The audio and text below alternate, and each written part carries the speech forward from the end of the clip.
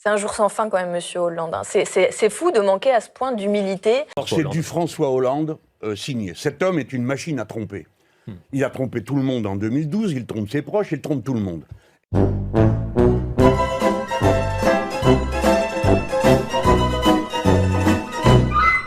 Vous pouvez faire un mensonge et essayer d'appliquer votre mensonge. Hein? Oui, bah oui. Il sait très bien qu'il n'y arrivera pas. Mon ennemi, c'est la finance. Non, mais, Yes, non, bien joué Léa, bien joué. Elle l'a placé. Elle l'a placé. Mais ça reste, hein. Ah bah ça reste. L'ennemi, il n'a pas disparu, il s'en va pas comme ça. Bonjour, alors une question pour M. François Hollande. Est-ce que la responsabilité que vous avez, la paternité que vous avez vis-à-vis du quinquennat, des deux quinquennats de monsieur Emmanuel Macron, ne vous procure pas quelques sentiments de honte ou de regret? Et j'ajoute ceci, vous venez de dire qu'il y avait deux gauches dans ce pays. Je préciserai vos paroles en disant qu'il y en a en réalité une qui est de gauche et pas l'autre. Vous appartenez à celle qui n'est pas de gauche depuis bien longtemps.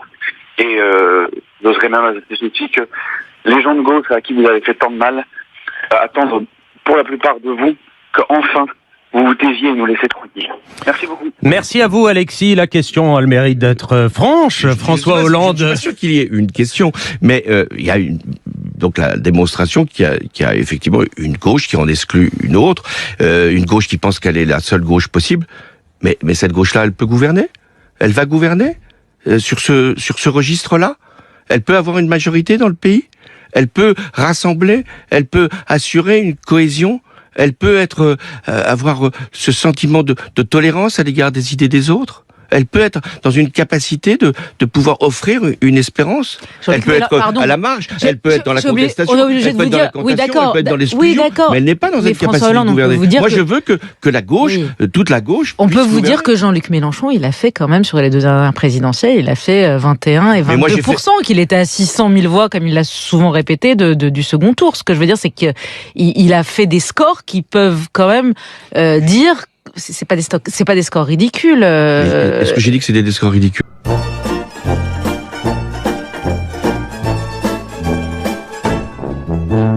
C'est un jour sans fin quand même, monsieur Hollande. C'est fou de manquer à ce point d'humilité, alors qu'il est un président qui n'a pas pu se représenter après la fin de son mandat, tellement il avait été impopulaire.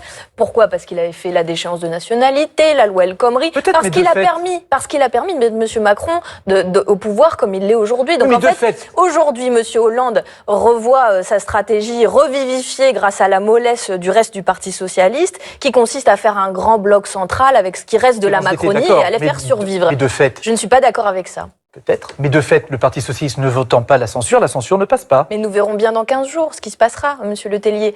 Aujourd'hui, par contre, c'est un choix qui est une trahison vis-à-vis des électeurs du nouveau Front populaire. Vous pensez que dans 15 jours, les socialistes pourraient voter la motion de censure contre le budget et se retourner? En tout cas, s'ils ne la votent pas, nous en tirerons toutes les conséquences politiques. Lesquelles? Le fait qu'il faudra notamment qu'il puisse y avoir un ou une candidate du nouveau Front populaire et qui porte son programme dans chacune des circonscriptions du pays en cas de dissolution ou lors des prochaines élections législatives.